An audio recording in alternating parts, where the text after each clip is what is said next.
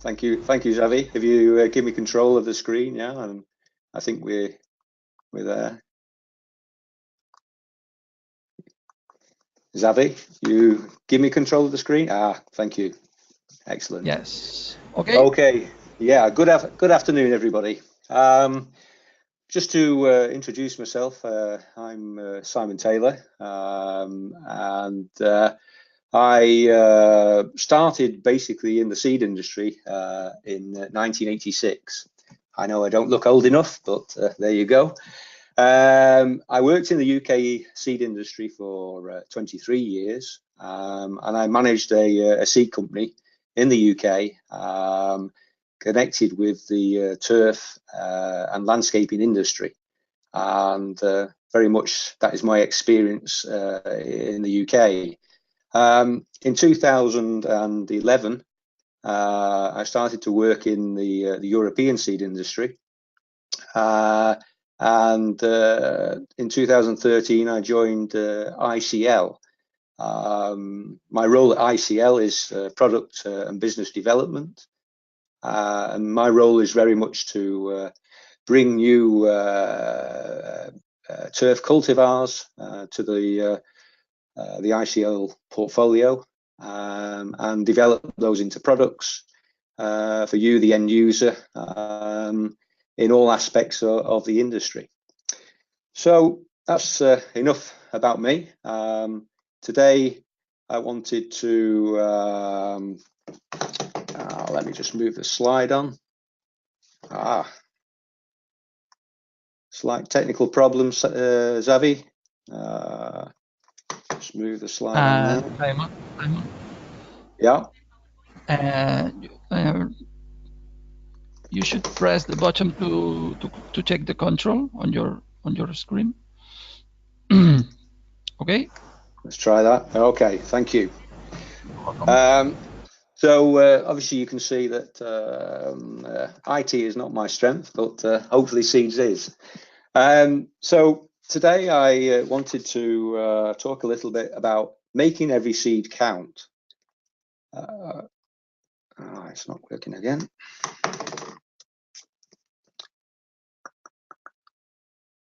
My apologies. It's okay. Now we're moving on. So I want to talk about making every seed count.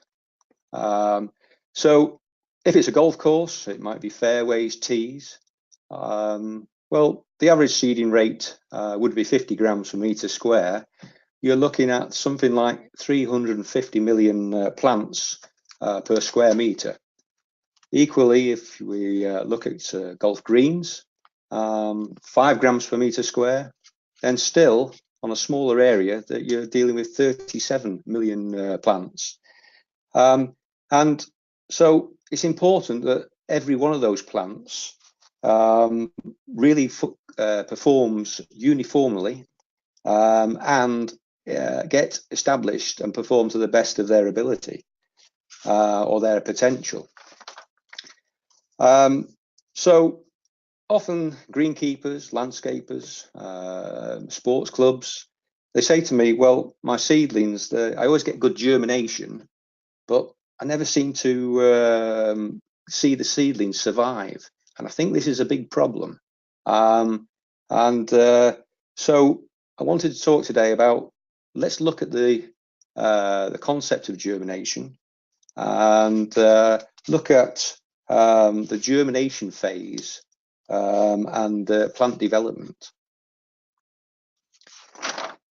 So we can take a seed, so we're at day 0, and basically the seed is a genetic DNA parcel. It's a viable seed, plant embryo, and a hard seed shell, which contains all the carbohydrates, the starch, and all the nutrients required for germination.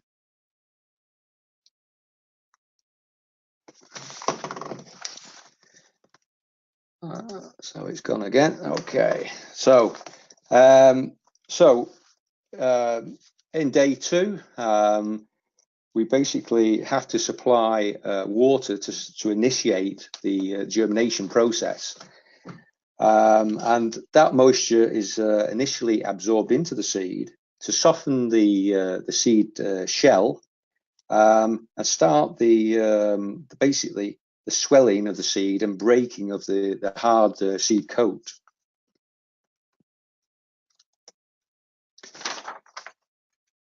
So when we get on to maybe we've gone too far there. Yeah, so day 6. So this is where the metabolic process starts. Basically, the moisture triggers the metabolic enzymes to start releasing energy and to grow the embryo. And of course, we need oxygen as part of this process to start the germination process. Very much temperature is involved here, and we require good temperatures for good germination, although that can be vary from species to species. By day 7, then we get the birth of the root. The root, known as the radicle, extends initially by the energy that's released from the carbohydrates from inside the seed. And then we also start to develop, as you can see, small root hairs, and this increases the surface area to enable the root to start taking up moisture.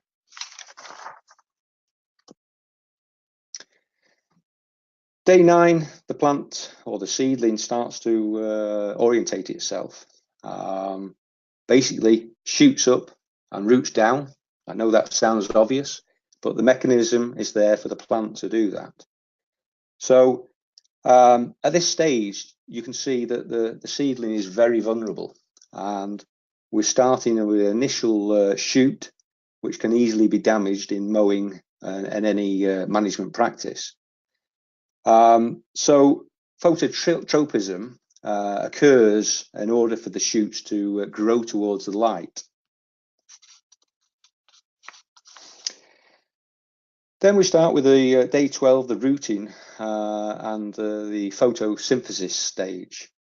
The young root system must extend to find water and also to start to find nutrients. And geotropism occurs within the plant for the roots to grow downwards and start to become more self-sufficient. As the roots are subject to and extending to intercepting light, then we start to get the unfolding of the leaf and photosynthesis, and then the plant then from this stage starts to develop. So by day 15, the seed has done its job. The germination phase has ended, and really it's at this stage that the plant is self-sufficient in that it requires the root zone to support the ongoing development, and the actual seed itself has no further influence on how the plant develops. So in summary, we were looking in this particular case at perennial ryegrass, and this gives an overall a view of the stages that we've just talked about. As we said, if varieties or your overseeding work is going to be successful, we've got to take it on from this day 15 stage, or with other species, we may get later germination or earlier germination. And we'll talk a little bit about that as we move along. From species to species, there are different germination times, so there's a bigger variation between species, and probably a fairly small variation between variety to variety. So species has the biggest influence. One of the species that does have a wide variation, however, in germination time are Poa pratensis. Poa pratensis by nature are what we call apomictic, and basically they reproduce asexually. So they don't need to cross-pollinate to produce the next generation. Because of this, we see quite a variation in Poa pratensis. And probably this is one of your biggest challenges in terms of Poa pratensis. You always say, well, yeah, Poa pratensis always takes much longer to germinate. And but we have some instances where we get the hybridized Poa pratensis, like the Texas hybrids, and they do germinate at the lower end of the scale in terms of number of days. So this can give a real advantage in terms of combining it with the faster germinating species like perennial ryegrass to establish and give a good proportion of Poa pratensis and perennial ryegrass in the sward. So it's about making the most of genetic potential, but as we said earlier, you can only do this by creating the right conditions for germination in order to nurture the seedling. Of course, genetics is part of the equation, and we of course need all the other components to produce good quality turf. So of course, light, good aeration, adequate temperatures for sustained growth, a good supporting soil structure, certainly water, and of course all the micro and macronutrients to sustain that growth. So basically, good seed varieties play a very important part in integrated turf management. We need all these components to grow that turf, and we believe that the best turf can be created by an holistic approach, by combining all these various elements to produce a disease-free, hard-wearing, good quality turf. Of course, environment affects or guides your choice, and as we're talking about Spain and Portugal at the moment, and I know we have some visitors also from Argentina, also from the UK. So slightly varied in terms of the climate, but climate is going to drive your obviously your choice. Predominantly Spain, sort of temperate to warm Mediterranean climate, but also localized variation within that. If we look at Europe as a whole, then we can say that really the southern half of Spain and Portugal very much comes into what we call a transitional zone. So you're going to have to manage basically two crops. So in effect, warm season and cool season grasses, and that can be quite a challenge. Anybody further north from that, with more of a cool season, well, you can manage cool season grasses all year round. If we look at some of the advantages or the characteristics of cool season grasses, then the key factor, if we're talking about Mediterranean climates, is that the stress factors at 24 degrees and above, then they're going to be challenging to maintain those grasses. One of the key advantages of cool season, however, is that they will grow in lower light levels, and so a quarter to a half of full sunlight strength. And for any of our UK attendees, then we know that yeah, we never get full sunshine, and of course, cool season grasses are required for those regions. Of course, if we're looking at warm season, then the warm season grasses will come into their own above 24 degrees to 37 degrees. But they do need 100% sunlight to maximize photosynthesis. And so it's a key advantage of those grasses that they can tolerate the high temperatures. Of course, we're managing wherever you are across the planet. I think we're seeing a shift in the averages, and probably seeing more hot weather events, higher temperatures, more sustained drought. And this in itself is creating more stress for turf managers to sustain good turf cover. Even in the UK, this was typical of a lot of golf courses in the UK in 2018, and we can see how cool season grasses became very stressed. So only the greens were watered to basically maintain cover through the summer of 2018. So it's important that we select varieties, and when I refer to varieties, cultivars, means the same thing. So some people refer as cultivars, some as varieties. We must select good varieties with greater stress tolerance. And that's important with selecting varieties for our seeds program.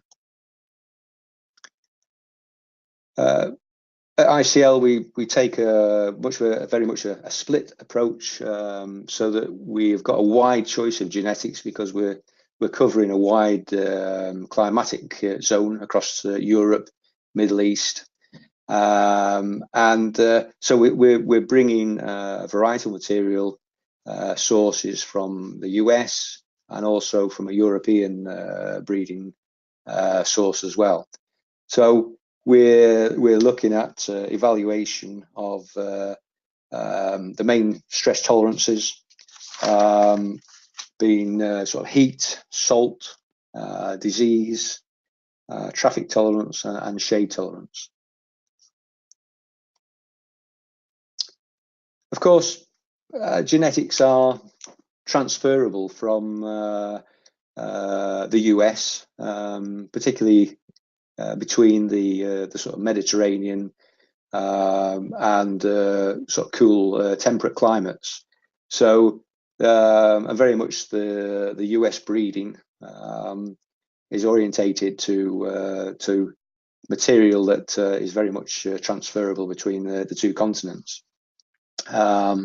Also, there are some cool season and Mediterranean areas in Argentina also, and so we know that those cool season grasses can actually work quite well in those regions also. So what do we evaluate in terms of the species? Well, all the main species, so Poa pratense, Festuca arundinacea, the Lolium perenni, the fine fescues, Festucas, Grostis species, and then also some warm season grasses as well. So what do we evaluate? Well, we do a screening program, and so we're evaluating all the main characteristics. And one that's important to turf managers is quick germination, quick establishment. So there are two key components we look at. So germination is one aspect. Establishment is how quickly the grass will colonize and give you 100% ground cover. Also, we're assessing diseases like rust, and then also assessing the overall turf quality. So we're selecting varieties, the best internationally, and combining those into various blends for the end user. Those varieties are evaluated on various national lists, and your references really for variety material are the NTEP list, so the National Turf Evaluation Program in the US, and also the European lists. However, each country has its own trialing protocol, and so sometimes it can be quite difficult to make direct comparisons of what is on maybe on a UK list compared with a Dutch list or German list, because each trialing protocol is slightly different, and also those trials are in different climatic conditions. So sometimes that can make the choice quite difficult. So ICL formulate all those components to then bring to the marketplace in terms of a Pro Select range, which is available across Europe. So let's apply some of that knowledge, that information that we've just looked at about the characteristics of germination. Let's apply that to interseeding, overseeding of golf courses.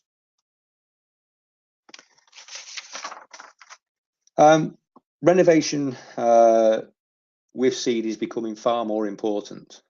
What it does, it injects vitality into the fairway, the tee. It brings new genetics, and also it helps to reduce the inputs in terms of herbicides, fungicides.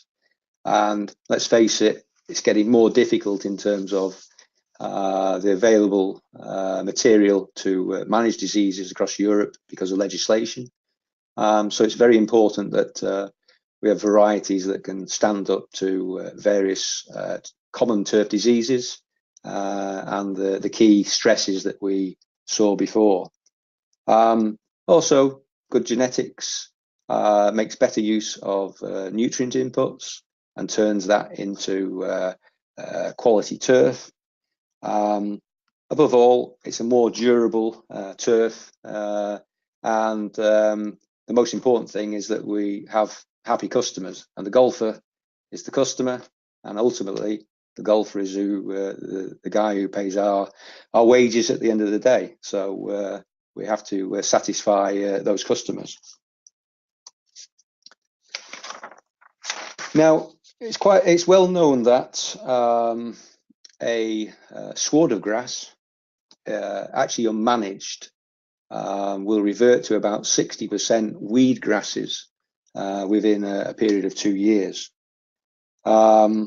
Those weed grasses will be less efficient in terms of nutrient use because they're adapted to, the weed grasses are adapted to growing in fairly infertile conditions.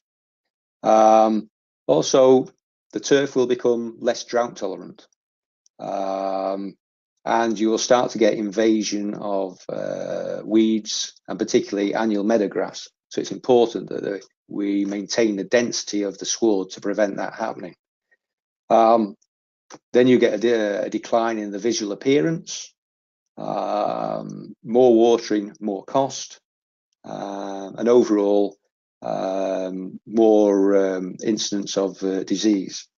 So overseeding is, as I said, is becoming far more important. Now, we said earlier, to get realize the genetic potential, we've got to actually create the right conditions for germination. And a little experiment that I carried out in my garden some time ago, and please don't look at my turf in the background because I know it looks terrible. But this experiment was basically to show probably the perfect conditions for germination. A bare soil situation, and with adequate water, heat and light, then this is the perfect scenario. But of course, we know that yourselves out there you never always have this situation. From species to species, if you're seeding, there's quite a variation in terms of seed numbers per gram. And this can obviously influence the amount of seed applied to give a certain plant population. But as we can see here, there's a wide variation from Lolium perenni, probably 700 seeds per gram, through to, in contrast to Agrostis, which is 15,000 seeds per gram. So we can see that Agrostis is going to create a very high plant population, even at a low seeding rate. Visually, you can see the seed size variation here. And as seed blends are always formulated by percentage by weight, then the seed size then will obviously influence, and the seed count will influence how that formulation of the mixture is made. So we're always looking to give a balanced percentage by weight to give equal seed numbers of each of the species. Volumetric wise, all these test tubes contain 10,000 seeds. So you can see that how that varies in terms of mixture formulation. But also bear in mind that seeds 1 year to the next, or one harvest to the next, will vary in terms of seed numbers.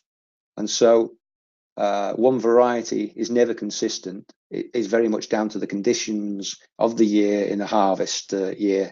And so if we're looking at calibration of seeding equipment, then never assume that you're going to get the same seed population year on, year out using the same products, because the components in there will vary in terms of seed counts.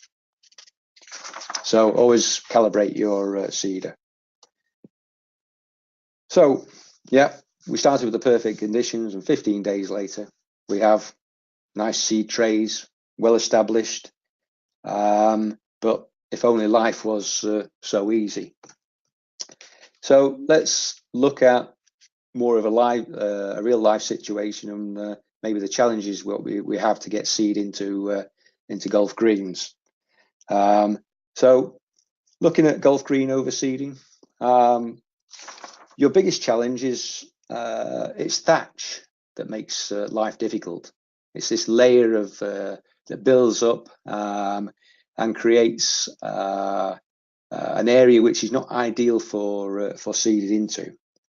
And of course, regular top dressing is necessary to obviously keep that organic material down and keep the surface firm, and also to not create a level of thatch that holds too much moisture. So certainly thatch, again, is not a great medium to actually get seed germinated into.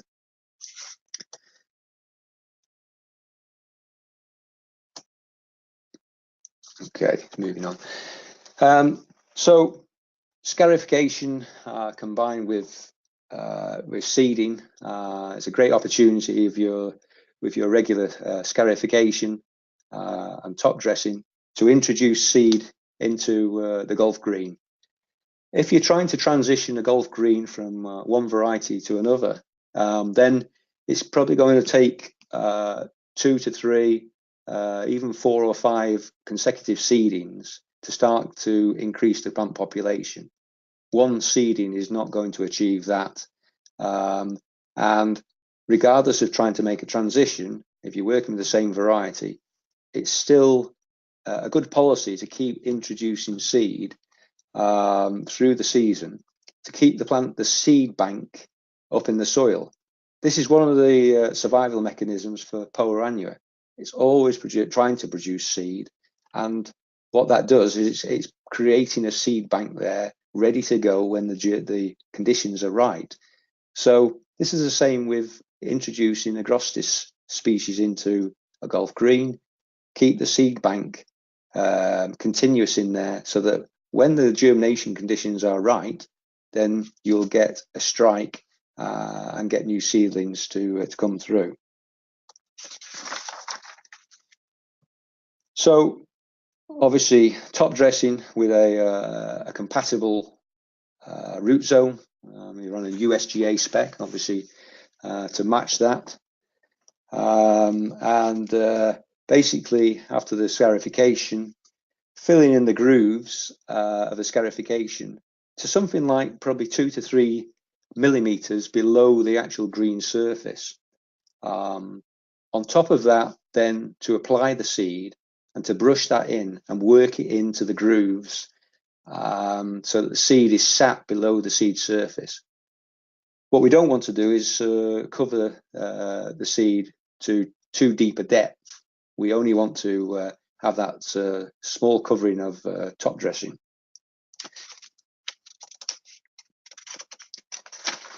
Now, I'm not here to promote any particular brand of machinery or that, but my experience of seeing golf green renovation is that I've seen the best results with people who've used a Graydon scarification machine combined with sand injection and seed injection at the same time. And this allows aggressive scarification and quite deep scarification to remove that thatch layer. In principle, what it enables is some of the competition of the existing sward to be removed, because that groove is a little bit wider than normal scarification, and the seedling can sit in that groove and it can grow in a kind of a microclimate, and it's protected from really the mowing that will start to initiate straight after the seeding. And so the plant growth point can be protected and can establish to become strong enough to survive in the sward. And this is going back to the comment where I said about my seedlings are germinate, but then I see nothing afterwards. And often that young seedling is damaged at the point of mowing after the seeding operation.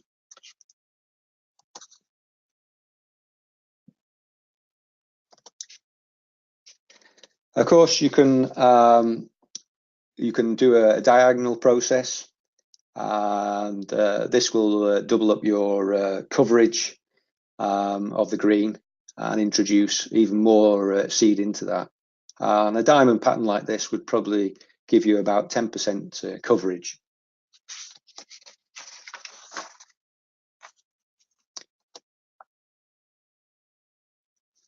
Apologise for this, I'm having some problems again just moving the cursor on.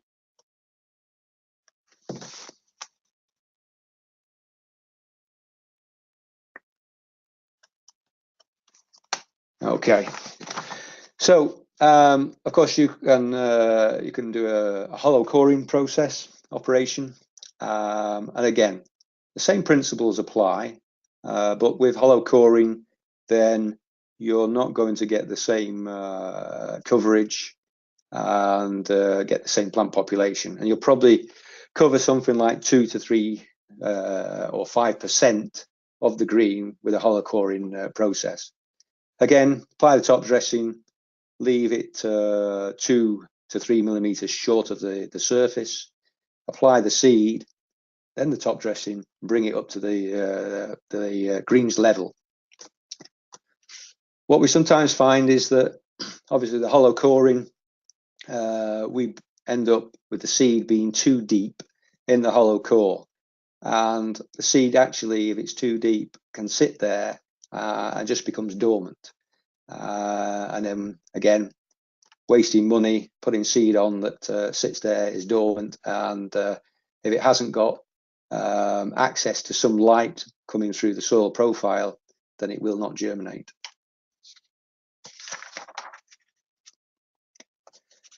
So the time to sow, autumn, early winter is always a good time to introduce seed.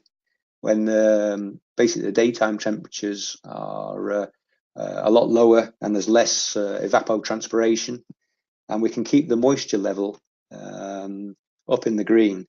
So something like ideally 16 degrees, Agrostis will germinate at lower temperatures, but ideally 16 degrees will give rapid germination, particularly Agrostis in 3 to 5 days.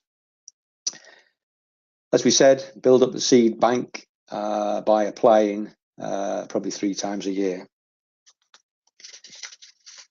If you're going to apply the seed, then apply that with a drop spreader. Of course, keep your Agrostis species or seeds on the green, not on the collars, on the fairway. So broadcasting is not really an option. And also, with it being a very fine seed, it will drift. And as you can see, drop spreader settings. I'm not sure there's a picture here, but oh, there you go. But of course, if you're working with a drop spreader, quite sensitive to the actual setting, and of course, you really need to close it down to the minimum setting, and ideally make a calibration on a clean area to calibrate that and make sure you put in the right application rate on. But you can see here from the graph how sensitive it is to a slight adjustment on the spreader that will increase the seeding rate substantially. So just be careful with that.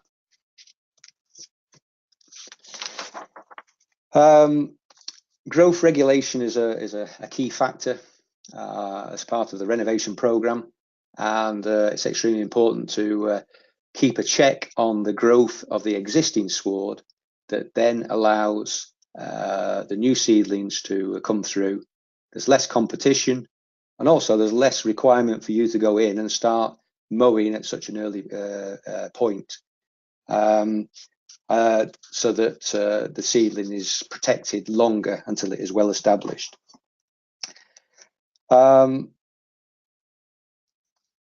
So in terms of getting germination, we've got to keep that top layer, the top surface, moist, and certainly the use of wetting agents in this scenario is invaluable to keeping that top profile moist.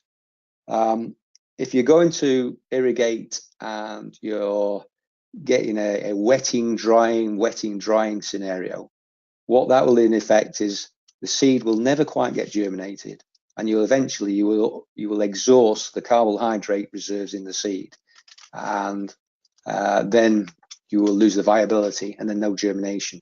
So keeping that moisture level up for 10 to 15 days and using a wetting agent will also help you conserve and reduce the amount of water you actually have to apply.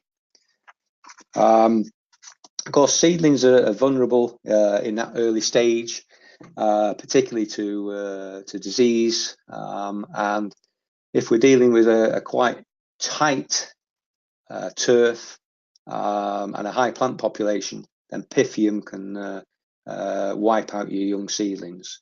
So again, management of water in this situation is very important, and this is where the wetting agent helps to manage that, to avoid the overwatering. Mowing, as we said, vulnerable to mowing damage. Take the height down, start at 7 mil, 6, 5, 4, take it down to your height over a gradual period. Of course, the mowing will help the grass or the species to tiller out. And I've got something strange on my screen. And to tiller out and then give better density. So points to consider. It's gone again. So yeah. So points to consider when choosing a cultivar, the correct Agrostis for your green. Obviously, you need a variety that has got good seedling vigor, rapid establishment. That goes without saying. Of course, look for those varieties that have got good dollar spot, anthracnose, fusarium, and rhizoctonia tolerance. Those are the varieties that are going to reduce your fungicide inputs going forward. Colour compatibility, then yes, you want a variety that matches in with the colour of the existing sward. There is a variation of varieties and colour, and they should be ranked, and you can look at rankings in terms of their colour index. Certain varieties these days have lower inputs, and if you're used to managing some of the bent grasses going back maybe 10 years ago that came out, they needed high input, high management, and they were quite sensitive to mismanagement where you could lose your whole green. The newer bents, they're much more versatile, and they're more adaptable to varying management type structures, and also they require lower inputs in terms of nutrients.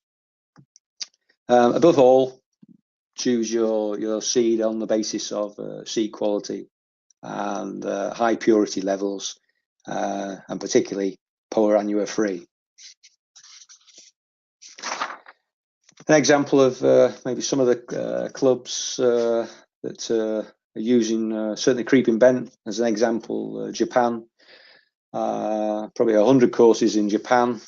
It's not a huge country, but there's 100 courses probably there that using creeping bents on both greens and fairways. Also an example in the UK, traditionally the UK market use Agrostis capillaris, what we know as the brown top bents, but again with new breeding in creeping bents, then new constructions, overseeding of creeping bent in the UK is also becoming more popular. And this is a new construction in the UK, the JCB Machinery Company, a new construction in 2016, which produced all their greens from creeping bent. So let's look at perennial ryegrasses. So we talked about Agrostis, perennial ryegrasses and Kentucky bluegrasses for renovation work. The key characteristics required from renovation is that there's two options. There's overseeding using straight or blended varieties of perennial ryegrass, or there's the combination of perennial ryegrass and Kentucky bluegrass. The main characteristics or requirements from cultivars within a renovation mix are, again, rapid establishment, but also fast recovery from wear. So particularly for tees renovation, you want something that's going to repair from divoting, obviously foot traffic. Also, you want something that's got a fibrous root system, something that's going to hold the soil structure together, but also repair itself from those damages. Again, same applies in terms of good disease resistance, and also able to cope with varying water qualities. Particularly for Mediterranean countries, water quality can be a challenge. So we have to adapt to that. Leaf spot as a disease, this is becoming more prevalent. We see it more commonly through all parts of Europe. And of course, it can thin the turf density out quite dramatically. So it's important that we select varieties that are particularly grey leaf spot resistant.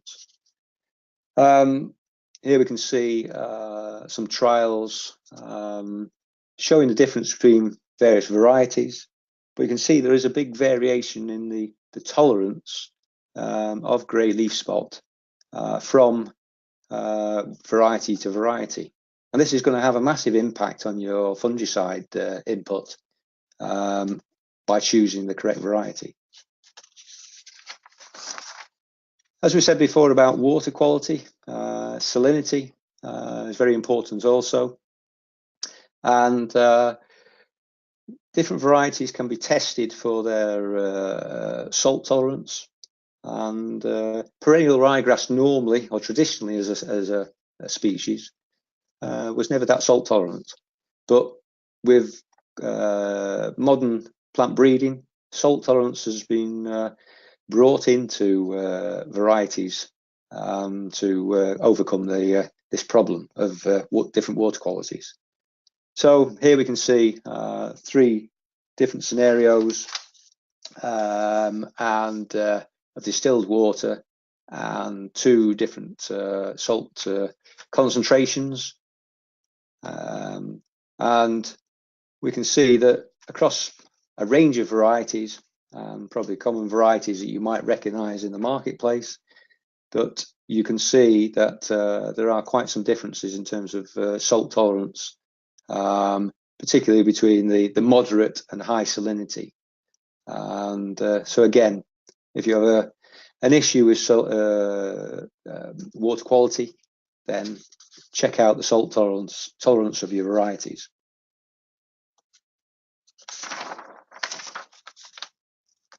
So, of course, we said about establishment rate, and this is a trial in Arizona,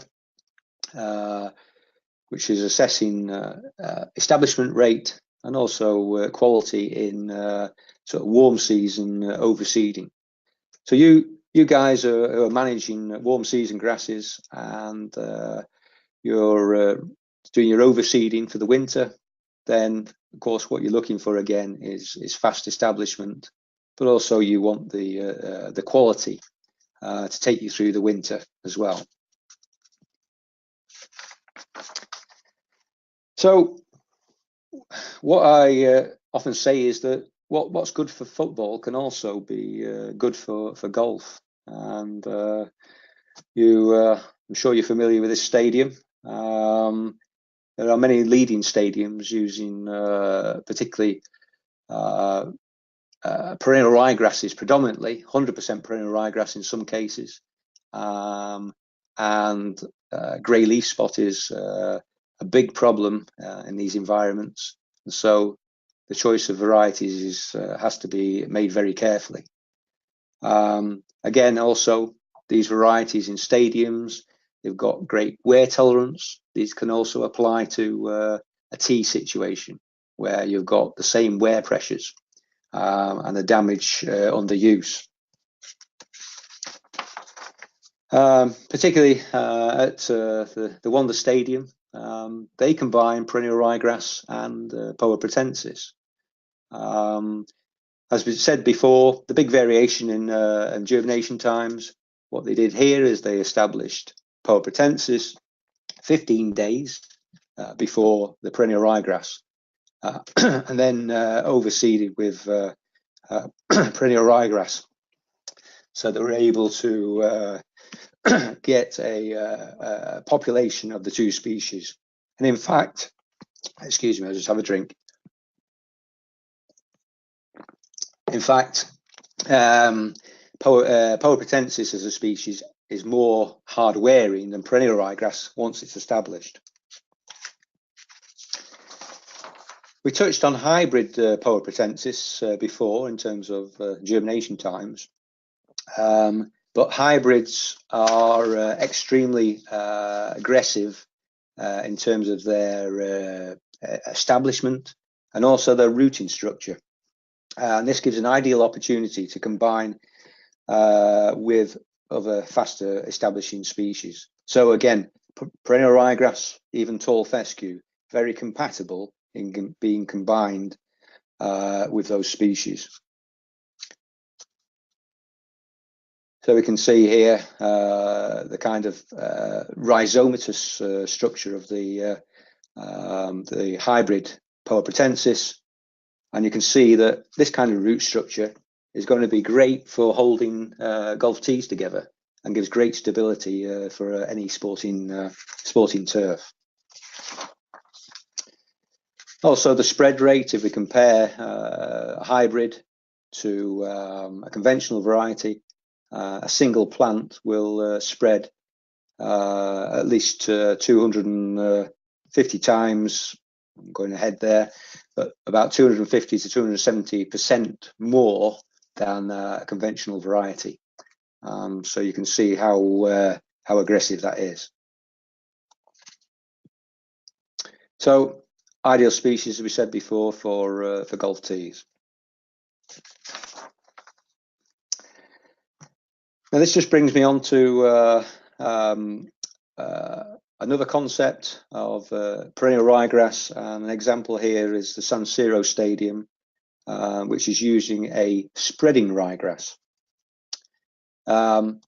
Just to give you an overview about spreading ryegrasses or lateral growth, I wanted to give you some background on this concept.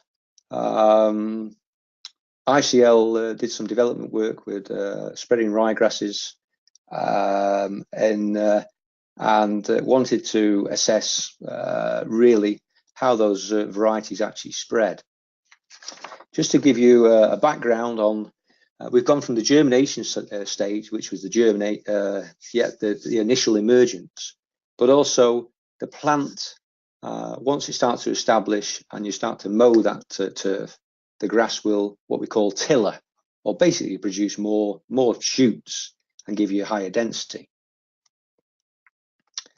And so basically there are three growth characteristics of a species. There's bunch growth, that's one seed, one plant.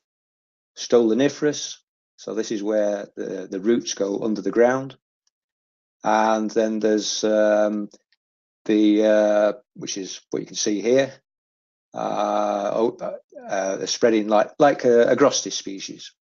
And then there's the rhizomatous growth, roots going under the ground, similar to your Poa pratensis. Despite what the market you may see in the marketplace about perennial ryegrasses, that they have rhizomes or stolons, they do not, and perennial ryegrasses do not spread by this characteristic. They are a bunch growth species, and so one plant, one plant, and they do not spread by the stoloniferous system. However, some varieties have a greater ability to tiller out and produce more leaves and higher density. And this is what we call turf repairing tillers. So it's a tiller from the basal plant that's pushed out and gives greater density. And this is exactly how these grasses push out and spread. So if we talk about turf repairing tillers, a divoting trial here of a single species of perennial ryegrass, divots are taken out, and then 6 weeks later, they've infilled because of this tillering. As I said before, not stoloniferous, not rhizomatous, but turf repairing tillers.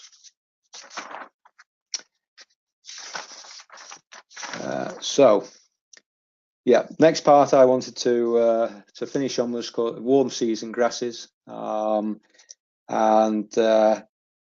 obviously warm season, as we said before, go dormant after 20 degrees. Below 20 degrees, we start to see the browning off of those.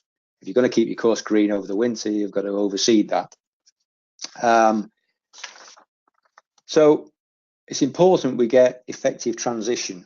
So the points to consider really for effective transition is that we minimize the damage during the autumn of the Bermudas. So part of that overseeding process, we've got to promote then good recovery in the spring and summer, once we lose the perennial ryegrasses, we've got to get that carbohydrate reserve back into the roots to get that recovery for the Bermudas. So we're transitioning in and out between the two species. So the seeding options, really, you can overseed with perennial ryegrass. You can also overseed with annual ryegrass. But of course, there's various methods to get the seed into the fairway, which can be mechanical, chemical, or by top dressing. But whatever method you use, you've got to create, again, the right conditions, seed soil contact, to make sure you get that germination. So ideally, we said that Bermuda's improving Bermuda fairways. Then if you're going to overseed during the warm season and improve your Bermuda fairway, then you need conditions between 21 to 30 degrees to get maximum germination and maximum establishment. And then if you've got those sorts of temperatures, you will get complete cover in about 4 to 6 weeks with a new Bermuda. So again, best time is early summer, just at the point where the ryegrasses are starting to fade, and just before any existing Bermuda becomes too active in its growth in the April to June period. Of course, if you're choosing your seed, whole Bermuda grass will always germinate faster than unhulled. So choose your seed carefully in terms of that for speed of establishment. Of course, seeding is always cheaper than sprigging, and there are some very good varieties in the marketplace that can be used for overseeding. Seeding between 9 to 16 grams per meter square. It's quite a small seed. And again, it will require irrigation for 2 to 3 weeks to get that established. Of course, you can look on the NTEP lists and see that the various varieties are listed there. Of course, the top of the list and vegetative varieties will always have better quality than seeded varieties. But again, there's always this trade-off between cost and quality. But we can see some very, very good varieties that can be used for overseeding program for Bermudas. Of course, we talked about this winter overseeding of Bermudas and keeping things green. Maintaining cool season grasses too far into the summer can in fact be damaging for the recovery of the Bermuda. And so you do need an overseeding solution that actually transitions out early in April and gives way to the Bermudas come through. And you can see here that the top example, you can see that that's an annual ryegrass where it's not as persistent and it's more sensitive to heat stress, so starts to transition out earlier. Whereas if you have a very persistent perennial ryegrass and you try to manage that too long into the summer, then you're going to compromise the recovery of the Bermuda. So just to round up, I just wanted to cover annual ryegrass and why annual ryegrass could be a good option for warm season overseeding. It can be the right choice technically because of the good transition concept. It has very rapid establishment in the autumn period, and so as you start to get the browning of the Bermudas, as temperatures start to fall, you can get very rapid establishment using annual ryegrass. And also, it can be a cost-effective solution as well. Annual ryegrasses have improved in terms of their breeding, and if any of you used annuals going back in the past, then there were some older varieties, and they were more agricultural types, but we can see that new annuals have really are a halfway house now between the old annual agricultural type and the perennial ryegrasses, and so the density and the colour and the general quality is very much improved. So we can see that if we look at this transition curve, then we can see that we get quick establishment, and this example is in November.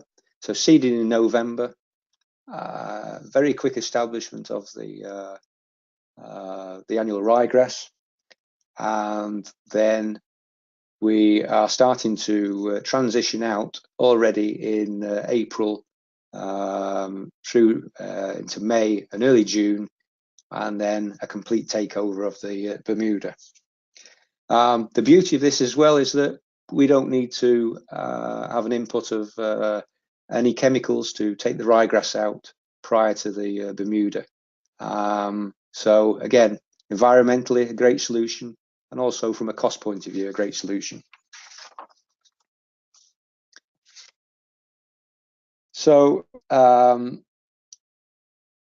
what we can see here is obviously a trial in Arizona University, and this demonstrates really the progress that's made in terms of the breeding, in terms of the quality. So we can see an example here, Breakout, which is vastly improved on the old annual ryegrasses. Also, from a colour aspect, we can see the improved colour. I think if that's moved on. Yeah, and then also in terms of achieving green cover quickly, and then the transitioning out by June, compared with two perennial ryegrasses. The examples Flash and Silverdoll here, but we can see that the Breakout annual completely transitioned out. So an example, course in Benidorm, which was actually very late overseeding in this situation, but it was December. Particularly, I don't even remember back in 2015, but it was very mild conditions. It was overseeded with 60 grams per square metre, and within 10 days, the first mowings were already taking place. And the idea is that also with the early mowing is to fine down the texture of the annual, keep the plant in a juvenile state, and this improves the quality and also improves the ground cover. So within 3 weeks, 90% cover, and sure you agree, looking at that, then the quality and the visual aspect looks very good. So I hope you've learned something today, and simply I leave you with really that our potential is your potential. So don't compromise on your potential. Make every seed count, and I hope this helps in some way to give you some more information to have some successful renovation works in the future. So thank you very much. Simon, thank you very much again. For sure, today we learned a lot from your presentation and from your experience. So thank you very much again for your time. And there are a couple of questions. Okay. Okay. Let me read them for you. How long, maybe years, will last the seeds on the interseeded greens? For how long? Yeah. You mean if it was overseeded, how long would the variety stay there? Yeah. I think that he means the seed itself. Oh, okay. If so if you're overseeding and the viability of the seed, then it will stay in the profile for between 3 to 6 weeks, but that will very much depend on moisture, temperature, and of course, very high temperatures can deplete viability of seed. But normally, if you're keeping that seed bank in the soil profile, then yes, the seeds will still stay viable for 3 to 6 weeks. Within that period, you've got a good opportunity for those to germinate, provided there's good moisture levels. Okay, thank you. Okay. Another question. On optimal temperature conditions, about 16 degrees Celsius degrees. Yeah. How long will it take to get optimal playing condition after interseeding process? To get to an optimal, you need about between 3 and 5 weeks to get to back to your mowing height and get to your normal cutting height. And then you'll get full establishment after about 6 weeks. Okay, thank you. Sorry, I usually say who is asking. The last two questions were from Xavi Millet. He's of course superintendent from Spain. Now Bernardo Almeida, he's from Portugal. He says, good afternoon. In cool season turf grasses, what do you think would be the best to resist to traffic? Many thanks. The best ones for cool season for traffic really is perennial ryegrass and Poa pratensis. And particularly Poa pratensis is the best one for traffic. You can also use Festuca arundinacea, tall fescue. They have a pretty good wear tolerance also, and added drought tolerance. But ultimately, it's your ryegrasses and your Poa pratensis that will recover from wear more quickly. Okay, thank you. Another question from Sergio Isaac. He's asking, what do you think about using Primo Max in transition from Bermuda to ryegrass? It is a very good point, and it's one I should have included in the presentation. But yes, that also works just in the same way as the golf green overseeding, using a growth regulator in that situation is ideal for keeping the competition down. Yeah. Okay. Simon, that was the last question that we have for you today. If you just give me a few seconds to speak in Spanish, we will give some time to the attendees if they want to ask you something else. Oh, okay. Okay. Bueno, pues en principio hasta aquí la presentación de Simon. La verdad es que ha sido muy interesante. Si tenéis más preguntas, pues aprovechar ahora que está todavía con nosotros y se la trasladamos. Solo recordaros que el próximo webinar será el 25 de febrero. Lo presentará el profesor William Kreuser de la Universidad de Nebraska, Lincoln. Y bueno, espero que también será un tema interesante sobre el control de la velocidad del potencial de crecimiento, del crecimiento en general del césped, de medidas para controlarlo. O sea que espero que os interese. Está colgado en la página web de Campus del Césped el link para inscribiros. Cuando queráis podéis ya inscribir. Simon, there are no more questions, so thank you again very much. Okay. Thank you again for your time, for your collaboration with Campus del Césped. It was a pleasure for me, and I hope for everybody, for all the attendees. Thank you again. I appreciate everybody's time, and thank you for attending. Thank you. Thank you. Pues nada, pues muchas gracias a todos y pues nos vemos la próxima edición de Campus del Césped. Hasta la próxima. Adiós. Bye bye, Simon. Adiós. Adiós. Okay. Bye bye. Bye bye. Bye bye.